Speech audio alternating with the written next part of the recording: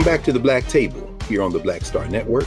I'm your regular host, Greg Carr, and here's where we spend our weekly hour devoted to topics of particular interest to people of African descent and to others working to build a better society. Today, we continue our work of intergenerational conversation with representative thinkers from across the world. And you know, we've had some giants in this space over the arc of our short time on the air. One particularly comes to mind, two actually, one an African born in the United States, another African born in West Africa, Gerald Horn and Toyin Falola.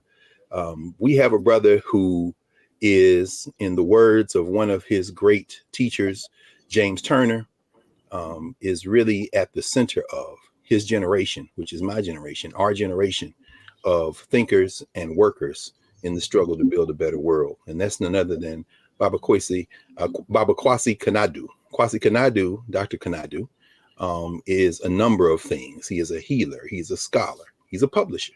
He's a master teacher. He is a son, a grandson, a father. He is a husband, a practitioner, and he is an obosomfo. Now, I know if my tree doesn't exist, so he's going to correct me in a moment. His most recent academic appointment was at Colgate University. He served there as the John and Catherine MacArthur Chair. He taught across the disciplines, rooted firmly in Africana studies. And we're going to hear about his life, his journey, his work. And so get your young people in particular to come to this session at the Black Table, because you're going to learn a lot about how to move through the world as a representative thinker and as a fighter for a better world. So we are honored here at the Black Table to welcome our brother Kwasi Kanadu. Welcome, Prof. How you doing? I'm doing great. I'm great. Thank you for having me. With great pleasure, brother. We hope to have you back over and over again. You say you have made it back to as Elijah Muhammad would say, the hells of North America, but you just came back from a few places, huh? Where have you been, brother? Well, the beginning of this month of March, I spent about 2 weeks in Ghana, working with some folks on the ground.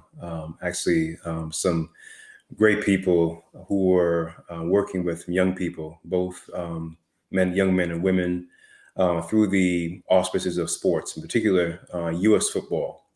And so what was really cool was that shout out to my brother Yao Usu Kuromoa. He plays for the Cleveland Browns, and he and some other brothers had organized these camps that essentially use football as a way to teach these important life skills, values, cultural values, actually. In fact, during the flag football teams, all the teams had representative ancestors from Nabuya Nehanda to Amilcar Cabral to Kwame Nkrumah, and you name it, Osei Tutu, Yaa Santua. And so basically, this brother that I speak of, Yao, really has a lot of foresight for a brother who's in his early 20s to be able to use the mechanism of football to really engender these sort of cultural competencies and leadership skills and this type of work ethic that's required in order to not only survive, but thrive in this world that we live in. And of course, to be rooted, of course, in ancestry. So I was honored to be a part of that group. I also had a chance to be sort of I would say tour guide, but cultural ambassador and translator for the group as we moved our way from Accra to Kumasi and then Oko to Techiman further north, came back down. So it was really a great 2 weeks of just building with those, folks that he knew, which became my people now, but also the young people that were part of these camps that were so energetic, so enthusiastic, and really put a lot of effort and work into the camps. And I think those relationships, will last a long time. In fact, we plan to do it again next year as well. And so as soon as I came back from Ghana, around mid-March, a week later, I was in Jamaica to see my father and to do some work with some folks down there. And I just came back actually a few days ago. Oh man, that's wonderful. So as we were saying before we started, you've been home and you've been home. So, but right. Before we go any further though, and we really, this is a unique opportunity. I didn't mention you all here at the table that I did mention that he's an author, of course, and a remarkably prodigious scholar. Many of your books, whether it be the Akan Diaspora in the Americas or Akan Pioneers or your 2-volume documentary work around the Akan people, and certainly connected to your blood ancestors there in Jamaica. And so, if you don't mind, Bob, I know I introduced a word that you are known by, and a title that you're known by as Obosonfo. I know I'm butchering it, so you'll clear it up for us. But also, your people, your Akopong side, the Jamaican side, the Maroon side, you have a healer background and tradition. So maybe if you don't mind saying a couple of words about that Akan diaspora, as you have lived it and are part of it as part of the Jamaican diaspora. Sure thing. So what happened? Something happened to me this past December. I was in Brazil. I was in Salvador da Bahia. And the reason I was there is because my spirit told me to go there, and come to find out that I not only have a very strong anchoring within Akan ancestry that is within the confines of the Republic of Ghana today, but also ancestry from Benin, what is now Benin anyway. And so, I carry as well a very old, ancient, I would say, African spiritual force known popularly as Shango, but is rooted in a very more ancient, formation of that precedes Dahomey and those formations in West Africa. For those of you who are watching or will watch and are familiar with West African history over the last 1,000 years or so. And so, come to find out that my circuit in terms of who I am as a package of my ancestry also spans these folks from what is now Benin. And so Benin and Ghana, not so much a nation state, but the people who inhabit those places are very much tucked into, this package that is really formed or constitute, who I am. And so in that constellation of people, I come from through my mother's line, which is how I trace my ancestry. I come from really a long line of healers. My grandfather, my maternal grandfather, was a healer, and he's the one who I was reared with when I was born and raised in the island of Jamaica. And then my grandmother's mother, my great grandmother, was also a healer. It skipped my grandmother because she became a Pentecostalist and lost her mind.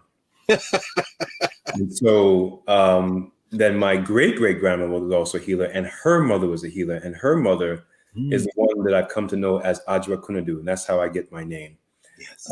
And she's the one that was brought from the then Gold Coast, present-day Ghana, to the island of Jamaica, and she's the one that marooned. And so she had joined the Kampong group in the western part of the island in the parish of what is now St. Elizabeth, but way up in the mountains. And so that ancestry really is just filled with these women, but also men, that have this ability to be able to see differently and hear differently, and also to communicate with these forces of nature, energies of nature, really, because human beings are simply just interplay energy and matter, right? And so we're all connected in this sort of broader circuit, but there are those that have the ability not to see worse or better, but just different, and hear differently, and be able to use those forces, for therapeutic uses, for healing, but also for defense, because I don't want to make people think that this is all about harmony. It's also about, war.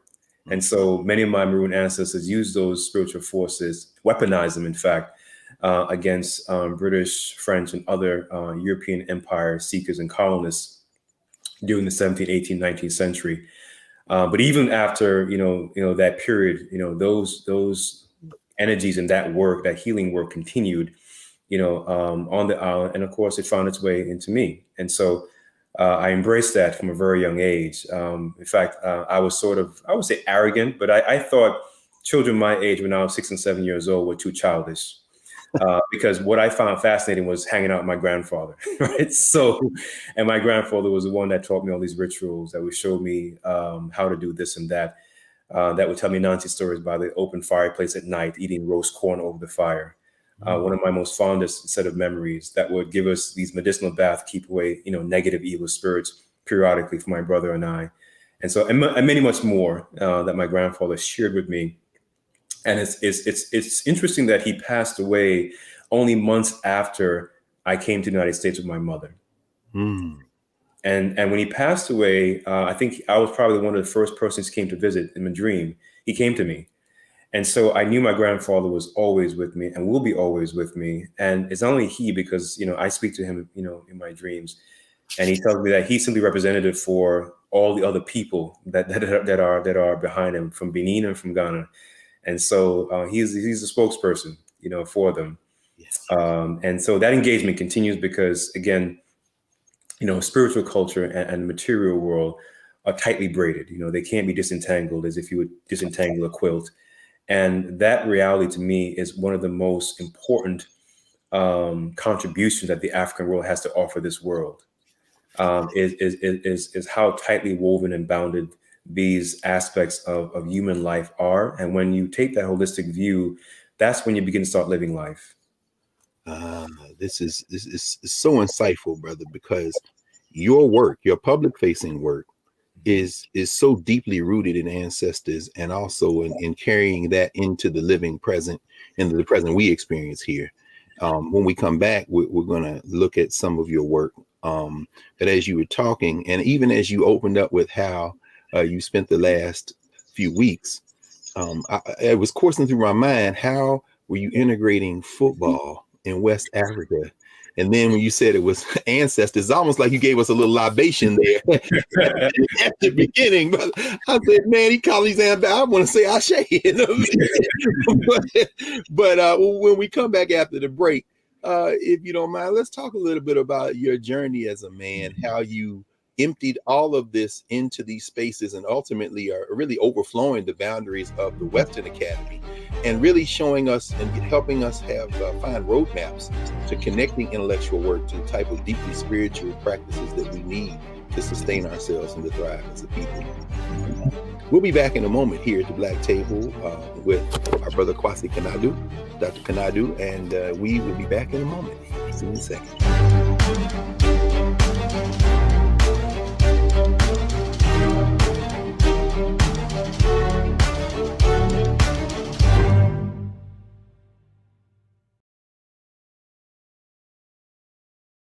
Folks, Black Star Network is here.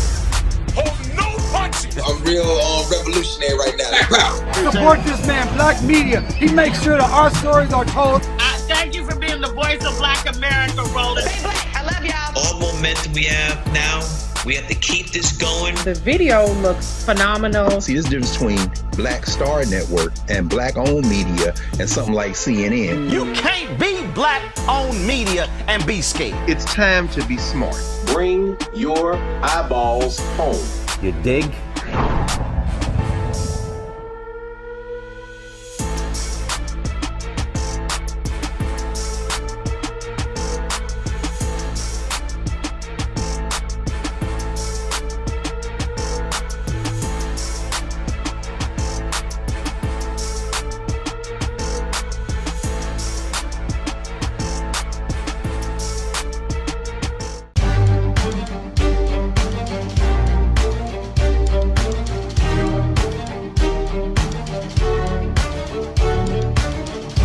Welcome back to the Black Table here on the Black Star Network.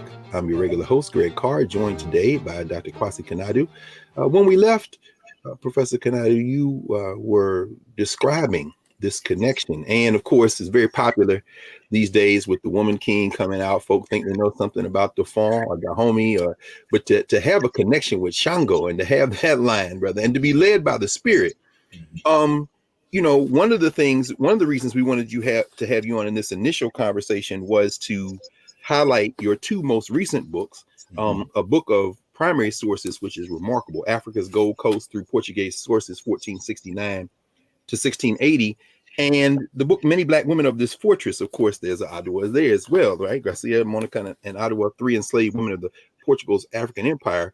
But as is your practice and being, and as you would have us understand all of ours, if we will simply release into it, tap into it, and do the work spiritually, so much of what you said so far connect in some ways with this remarkable text that you published in 2019, Our Own Way in This Part of the World. You have developed a very, very powerful capacity to listen, to be present. And as you describe your work around Brother Kofi Nanko and his community, himself, a man who you never met, A man, however, who is everywhere except in the archives, which you did something about with this book. Could you tell us a little bit about how this book reflects your process of deep listening and spiritual work, and how these individuals that you've written about, whether it be the women and men of the East, one of your earlier books, or Kofi Danko, represent this practice that you're talking about, this essence of who we are? Could you lead us through, some of how this book went on all the way as part of the work, kind of illustrate some of the things you brought up in the first block?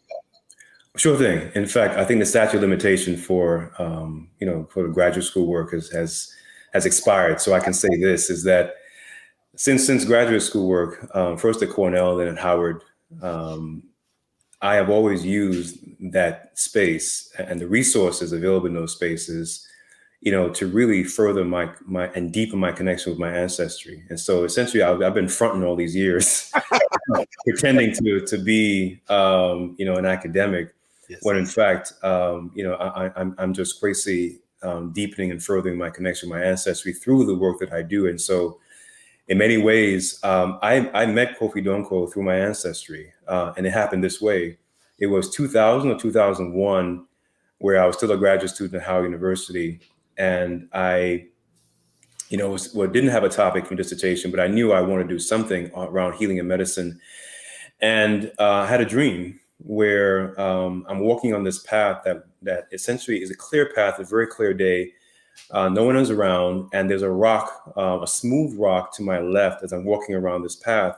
And as I hit the turn or the bend of this path, this figure jumps out from under the rock or behind the rock. And he says to me, dressed in red, he says to me, if you want to know more about your great, great, great grandmother, that's Ajwa Kunadu, right? You have to go to Ghana. And she's the one who came from the Gold Coast, present day Ghana. And so that's what I did. And so the rest has pretty been history. And so when I got there, I didn't know anyone. My tree was very basic, greetings and so on. But what I did do, I just listened, and in terms of intuition. And nowadays, this subspecies of scholars called scientists have been saying that intuition is a higher form of thinking. But actually, it isn't. It's not thinking. It's listening and hearing, and there's a difference between listening and hearing, right? Yes. And so you can hear, which means you can use your auditory senses, but listening is hearing and doing, right? It's hearing and acting on. And so what I did when I heard and saw that message, I acted on it, and I got a ticket right away on what was then called Ghana Airways. It's now defunct, unfortunately, but I got on that Ghana Airways, flight, and made my way to Kotoka International Airport in Accra, the capital of Ghana. And I went first to Koforidua in the eastern region, to Ayoko, a small village, to where, my first stop, which was through some people I knew in DC who had a connection. And from there, I went to Kumasi to stay with a family of a brother I met who worked in the school where I taught in DC. And he provided janitorial staffing for that school. And so he hooked me up with his family, stayed there for a few days. And then in those days, there really wasn't any telecommunication system in place. You had to buy a card and put it into public payphone. And the calls were routed through Europe, and they came back to Ghana. And you could hear the pause, right? Yes. And so the infrastructure wasn't in place. And so I would just leave a message at a fax machine center in Techiman, and hopefully the person would get the message and hopefully call me back in a time that I would also be next to a phone, right? And so in those days, the process was much more complicated and much more trickier. But I made it there, and I later found out the person who I encountered was one of the sons of Kofi Danko. I didn't know that. And he and I started to connect. I had a letter from my friend Nana Kwekusechi in Florida, who introduced me to the family. Come to find out that was Kofi Danko's family. I was in the compound. I stayed there in the compound. And that's also where Kofi Danko is resting in place, because traditionally the Akan people used to bury their elder households, at least within the compound, in one of the rooms. They would not be placed into a cemetery away from the family compound. And so That's where he rests is where I stayed in that compound. And so I met Kofi Donko in spirit, but not in person. And as I kept, walking around the town and, making introductions and follow my way through, trying to learn the language, I would tell people that who want to speak to me in English that do not speak to me at all. I want to speak only in Chi. And that's really how I began learning, is by forcing people not to speak to me in English. And so I would pick up little by little, over the years and get better at it. My questions became better. My probing became better. And even though I wasn't concerned with Kofi Donko per se, he was omnipresent. He was always around, because whoever I spoke to, they would mention him.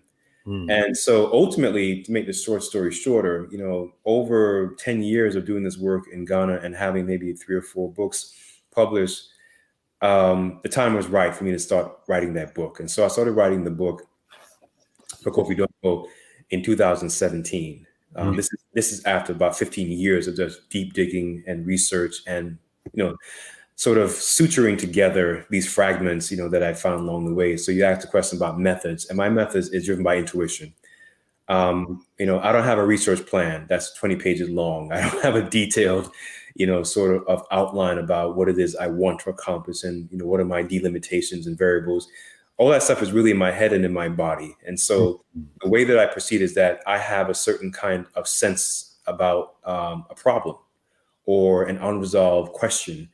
And what I want to do is I want to toss that question or problem in as many ways as possible. Think of the problem as, let's say, chicken, right? Yes. Chicken is ubiquitous. I want to barbecue it. I want to rotisserie it. I want to fry it. I want to fricassee it. I want to essentially, angle that question or problem in so many ways to get the most out of it. I want to see from all the particular angles that are possible, that are plausible, so that I can see what kinds of evidentiary materials are needed to essentially satisfy the demands of the question or the problem itself. I also want to do is I want to separate, when I look through the sources that come out of that question or that problem, I want to separate observation from interpretation. So what you find is that people will read a source, particularly myself, we read a source from the 18th, 19th century, in the case Kofi Donko, 19th, 20th century, and all sources are biased because they have to be. They come from a particular point of view, right? Yes, sir. And so I don't look for bias. What I look for is I read between and against the grain. I look for things that are silences and disclosures. I look for, as I fricassee and fry and barbecue, I'm looking for all those things to run out, to pour out essentially. And as they pour out, I then have to separate observation and interpretation. So if somebody says, look, we met these healers in the early 20th century in a place called Akuyapong or Akompong, and these healers said this and that. I said, okay, well, that language is in German, right? And I know German as a language has a certain structuration. But I also know that it has a certain vocabulary because these are recorded by missionaries, right? German, Swiss missionaries. These are the layers that I have to work through as a scholar and as a historian. What I mean by barbecue, frying, fricassee, I got to work through these layers. They're missionaries, they're Swiss missionaries, they're Basel missionaries, they're German missionaries, right? They're Protestant missionaries. And so I got to look at all these layers. And I look at, well, first of all, they're listening to Chi, translating into German, and then I'm translating from Chi to German back to English, right? So I had to think about the entire suite of translations and what can go wrong and what can go right, right? And so these are technicalities that perhaps most people don't think about, but I do, and I pay attention to all of them. And so I would say, for example, as I did in the book, Our in this part of the world, that readers have to be mindful that I am translating from 19th century German, which was a translation from 19th century Chi to German into 21st century English, right? And in that process, there are certain things that the German could not compute or understand or grasp because their vocabulary didn't have the receptors to receive a concept like obusumfo. There's nothing in German to receive and be able to grasp that concept, right? There's nothing in German, 19th German for Bayi, which some people translate roughly as witchcraft, but it's not that, right? Yeah. And so I have to guide the reader, say, hey, this is a process that I'm working through, and I need you to stay with me, because if you stay with me, you get to the other side, which is the side of comprehension, right? Then you know why I'm interpreting this text that way, or why I'm interpreting this song that way. So there's a refrain that these women sing, having this festival by the Beza missionary in the town called Nkranza, where Kofi Donko was born in the village of Kunta Dumasi. And they're basically mocking the Beza missionary station who said, look, we ban you from playing that kind of drumming and music. And they said, look, we're playing it in front of your face, in front of your station, and you can't do anything about it. This is, I really hate to pause here, but we have to, of course, go to our commercial break. But when we come back, please, let's stay in this same rhythm and energy, because there's a beautiful symmetry. There are beautiful symmetries to the whole full arc of your work. And we see how you enter and exit communities and institutions as is necessary to do the kind of revealing work that you're doing. So let's stay in this rhythm when we come back. We'll be back with our brother, Kwesi Kanadu, here in the Black Table, back in a moment.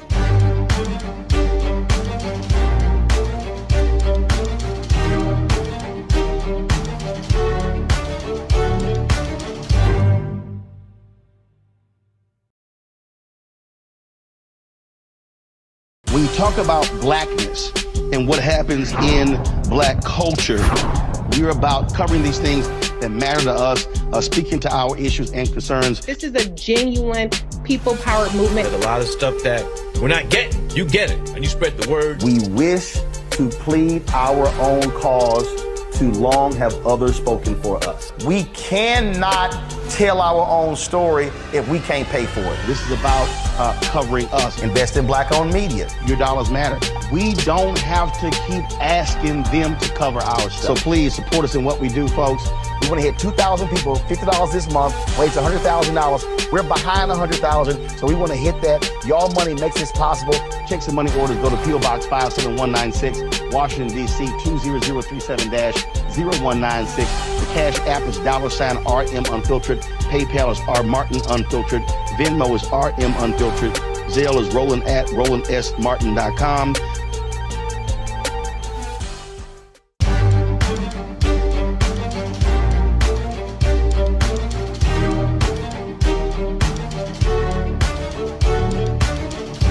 Welcome back to the Black Table here on the Black Star Network. Remember to support all of the shows on the Black Star Network. Support the network, download the app, tell your friends, join the Bring the Funk fan club. As you can see, we're building something here, and it's truly remarkable.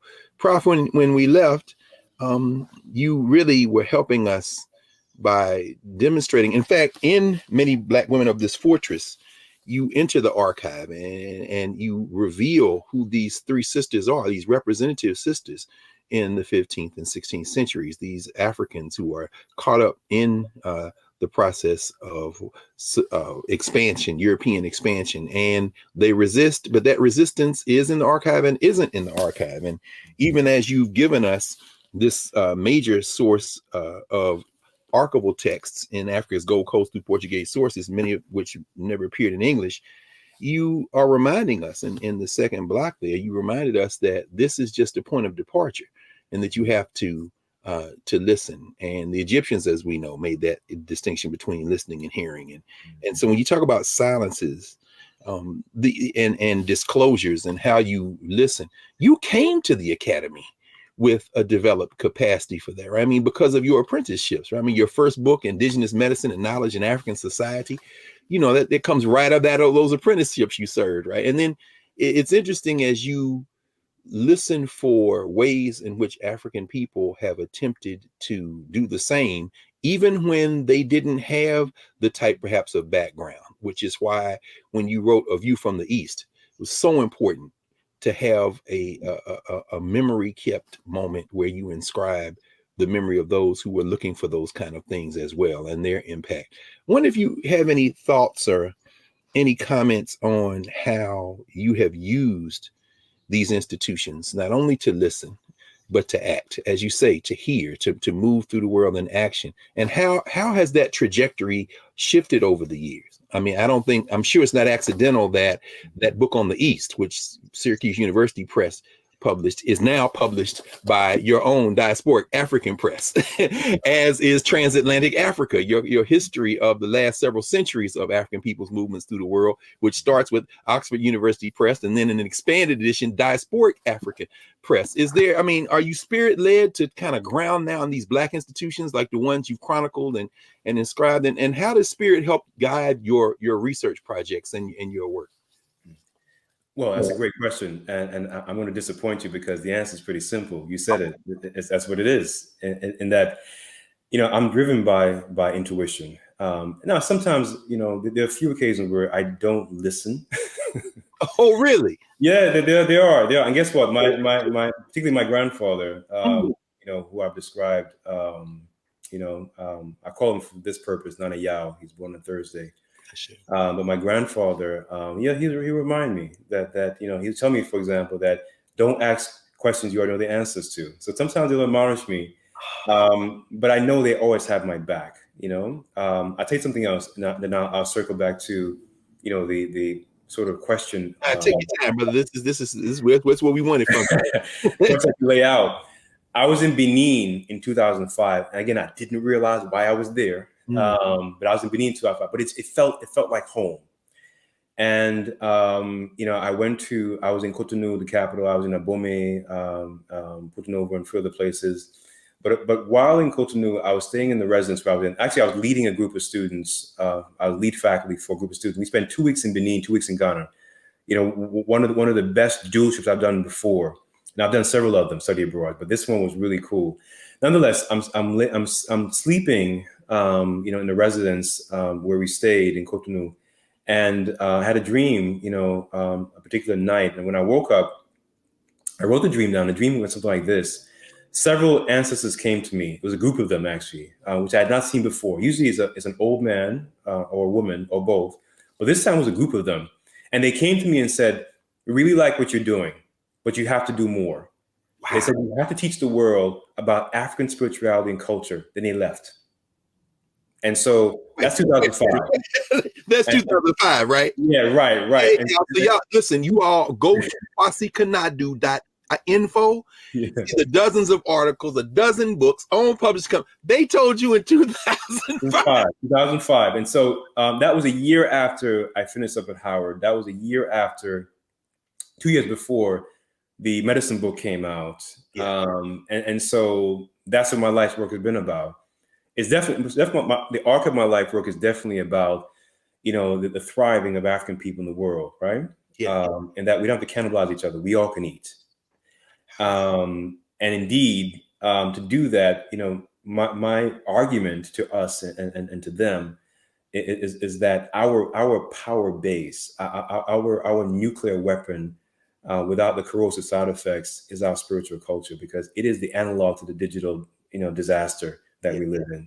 Yeah. And so when they said that to me, it just made it clear. It mapped everything out for me.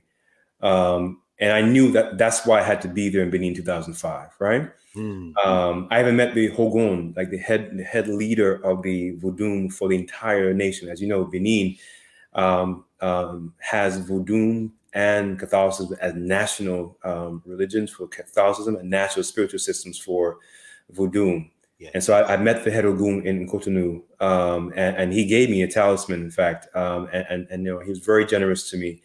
I met others, that were there.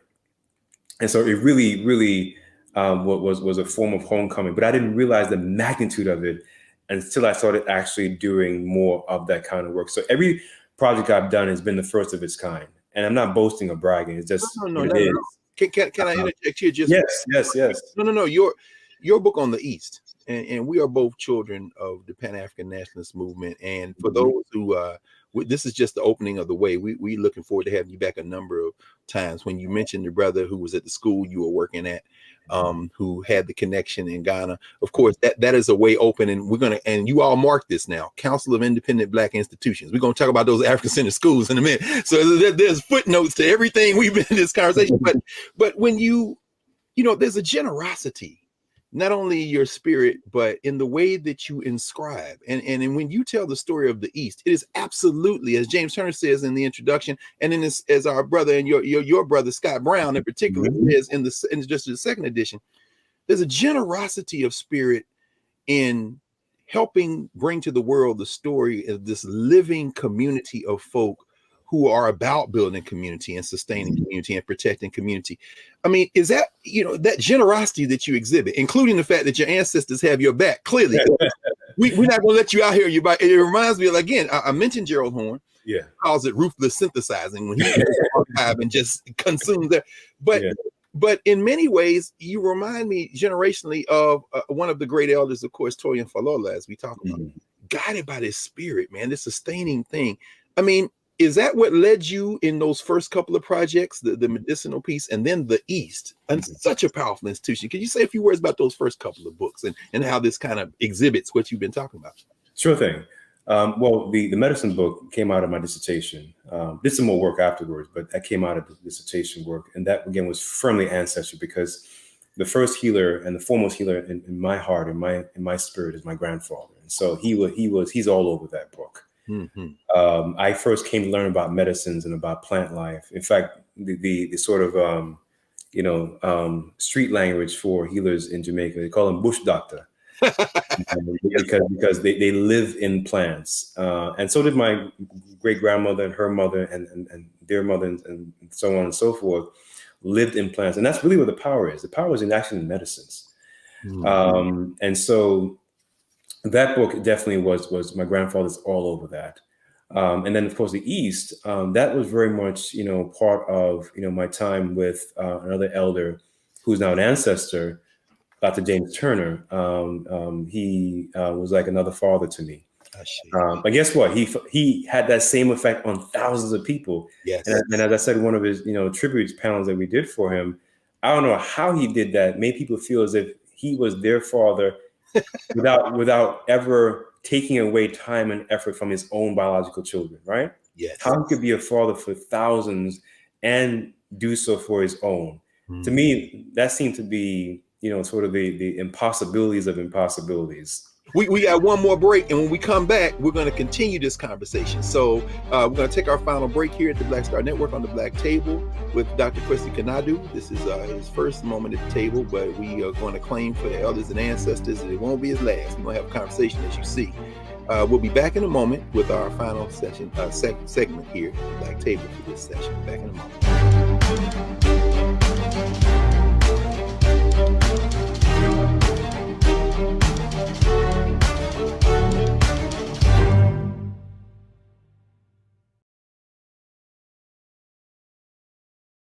We feel the hidden impacts of climate change that land harder in Black, Brown, and Native communities. Not many people talk about it because they clearly don't know our lives. But with President Biden's landmark infrastructure and climate plans, our issues are finally seen. Removing lead pipes means we know our water is safe. Cutting carbon pollution helps our kids breathe easier. 1.5 million new jobs means stable work in communities. The impact we need. Right now.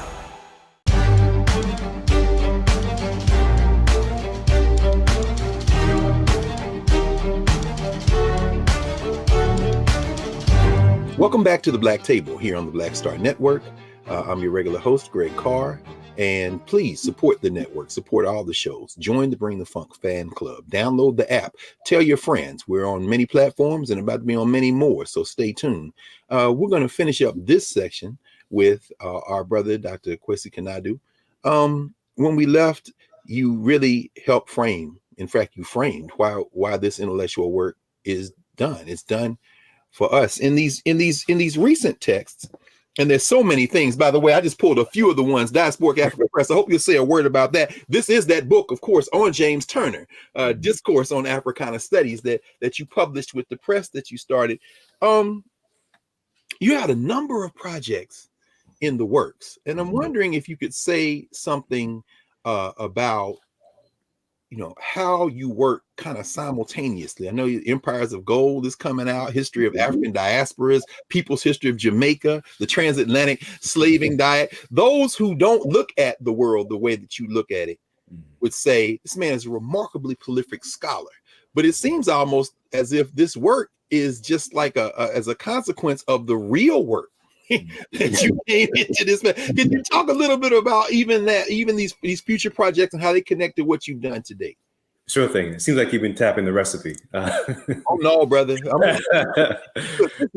You giving us life. All and particularly these young people, they listening to this. Yeah. This is transformational, Bob. Please.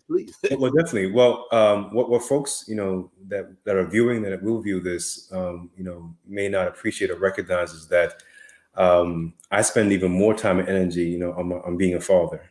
And so how is that possible to do all these things? Well, you said it. I mean, you have the secret sauce or recipe, if there is a secret, which is that, what are my values? What I value. I value my family, my children. I value, obviously, my people, spiritual culture, and all that it pertains to, all that matters. And so once you have that GPS, once you have those coordinates, everything else sort of falls into place and simple. So I personally, for me, in terms of short biography, I've never drank, I've never smoked, I don't do drugs, I don't fornicate, I don't, do those kinds of things. And so it keeps me much more disciplined and focused on what really matters. And that to me is people, first of all, my family and then my people. And in doing so, it's not surprising that I have not only the energy, but also the focus and to do it. And by to do it, I mean, you got to get it done at some point, right? Sure. And so I'm able to get it done because most of these work is they bleed into each other. And so, for example, the work of the press, Diasporic Africa Press, Diasporic Africa Press, that work is an extension of my own scholarship, though it's separate from my scholarship, right? And my scholarship is an extension of, my healing work, in the sense that that's my compass when I look into or go into a project or go into an archive or go into a community, is I'm thinking about, okay, what's driving me here? What's motivating me here? And let me put that into some, concrete form to be able to tell the story that needs to be told, for the broader African world, the benefit of the African world. And so, and that spirit, of course, that drives me is baked in ancestry. And so one of the recent projects that I've embarked on, and some might think I'm extending myself, but it's not, because these are just really extensions of this package that I am, which is there's a YouTube channel that I've started recently called Powered by Ancestry, not surprisingly. Excellent. Yes. And that came from my ancestors saying that, hey, you got to keep doing this. And so it's a way in which for me to distill a lot of my work into plain language, digestible parcels of about episodes which form no more than 15 to 17 minutes apiece. Given the attention spans and the demands on people's attentions in the digital world that we inhabit.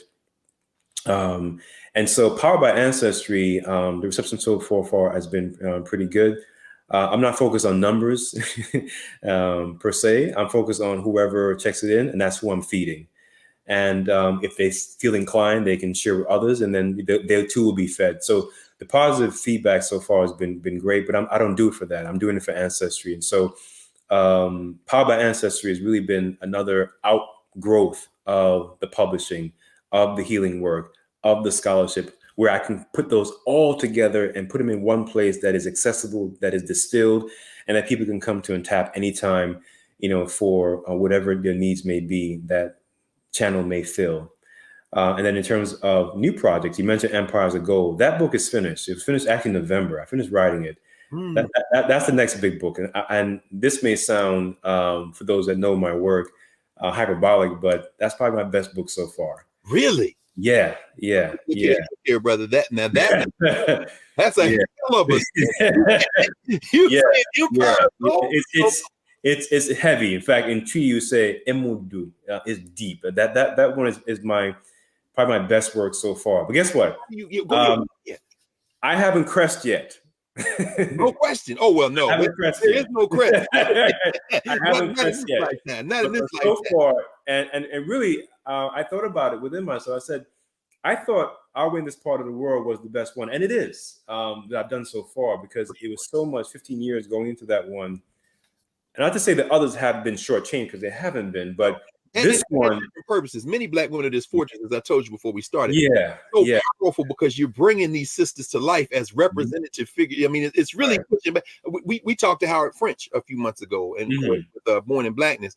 But this is something different. You're anchored in us in a different way. So I mean, but anyway, so differently perhaps. All these different people, but this Empires of Gold, you say.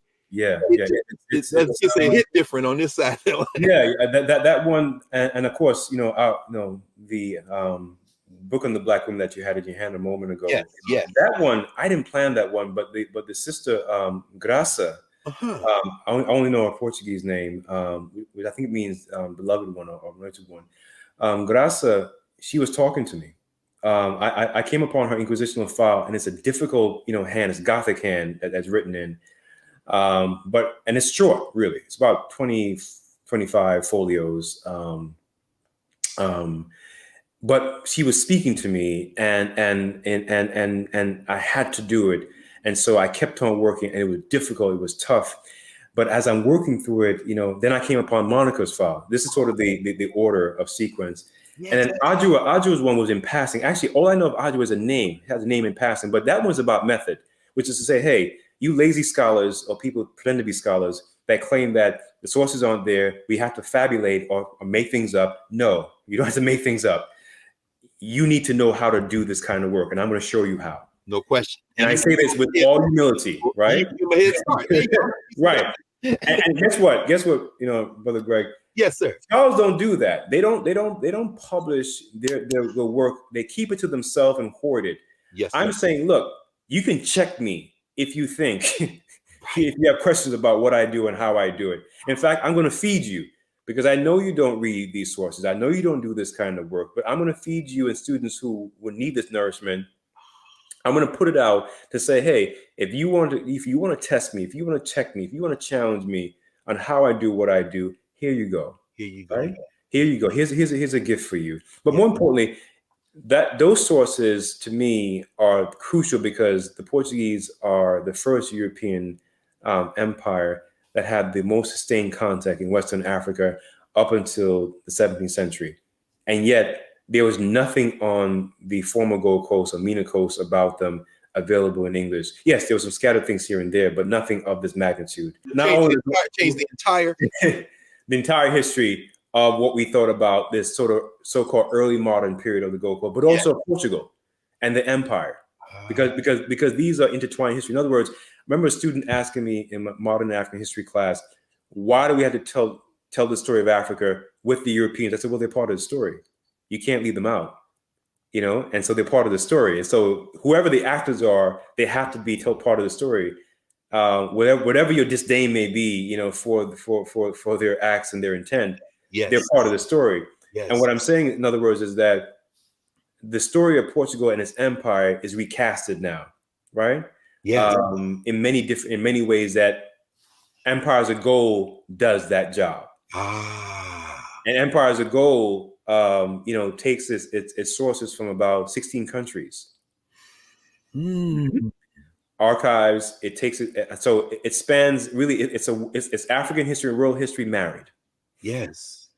In fact, that's a good place for us to kind of bring this session to a pause until the next time that we talk. And first of all, as you were talking, I pulled it up. Everybody needs to go to Powered by Ancestry, like you say. I mean, it's so that we can connect, and we're gonna stress that from here on in. I'm glad to see it myself here.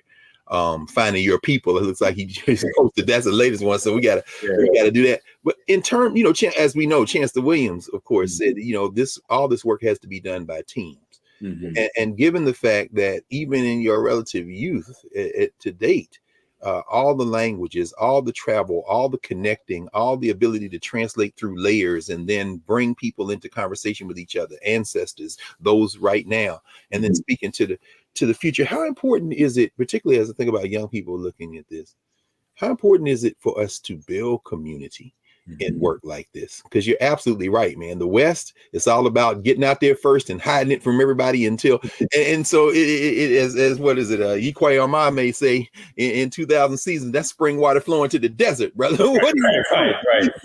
I mean, how Indeed. important is it for us to the spirit of generosity that you exhibit? I mean, how should people think about this in terms of connections and doing work together?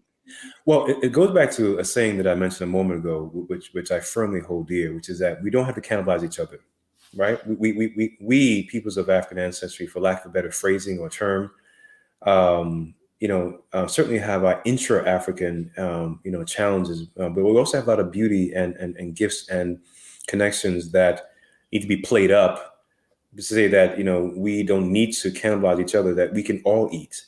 And so that spirit of generosity is essentially saying, hey, here's my platter contribution to that table where we can all eat. Yes. And so, there's nothing, that I do that is done out of any, selfish motive or because I want to, receive promotion or tenure, which I already have. But right. That's not my motive, never was my motive. In fact, I declined one time. I was offered a chair position. And I declined it because I don't want to do that. I want to be able to get in, do my thing, and get back to my family and what I care about.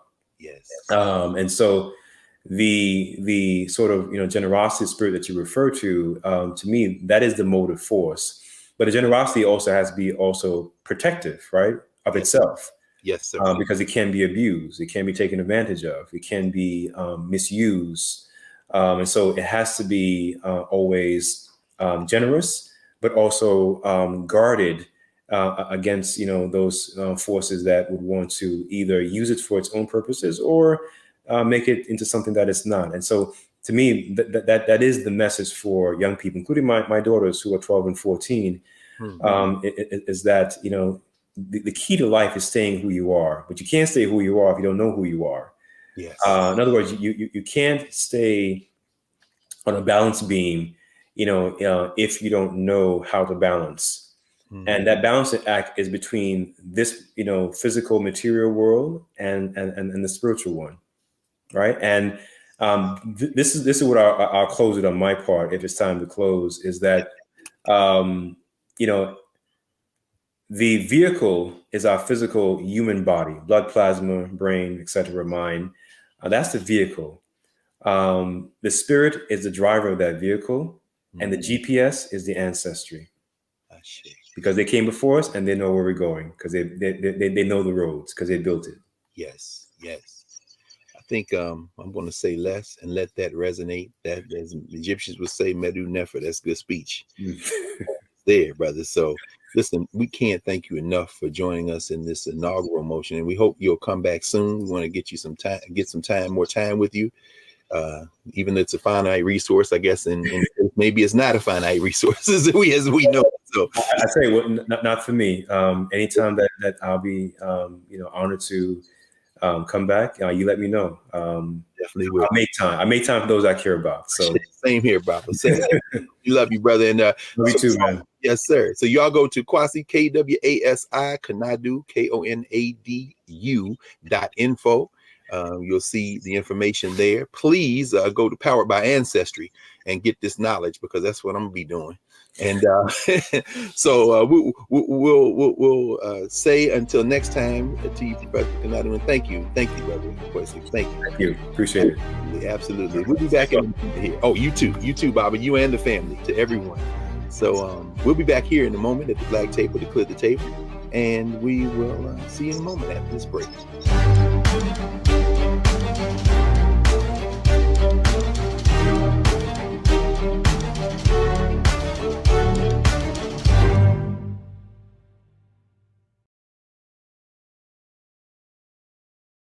We feel the hidden impacts of climate change that land harder in Black, Brown, and Native communities. Not many people talk about it because they clearly don't know our lives. But with President Biden's landmark infrastructure and climate plans, our issues are finally seen. Removing lead pipes means we know our water is safe. Cutting carbon pollution helps our kids breathe easier. 1.5 million new jobs means stable work in communities. The impact we need right now. hatred on the streets. A horrific scene, a white nationalist rally that descended into deadly violence. White people are losing their damn minds. As an angry pro-Trump mob storms the U.S. Capitol, we've seen We're about to see the rise of what I call white minority resistance. We have seen white folks in this country who simply cannot tolerate black folks voting. I think what we're seeing is the inevitable result of violent denial. This is part of American history. Every time that people of color have made progress, whether real or symbolic, there has been what Carol Anderson at Emory University calls white rage as a backlash. This is the rise of the Proud Boys and the Boogaloo Boys. America, there's going to be more of this. Here's all the Proud Boys, guys. This country is getting increasingly racist in its behaviors and its attitudes because of the fear of white people. The fear that they're taking our jobs, they're taking our resources, they're taking our women. This is white fear.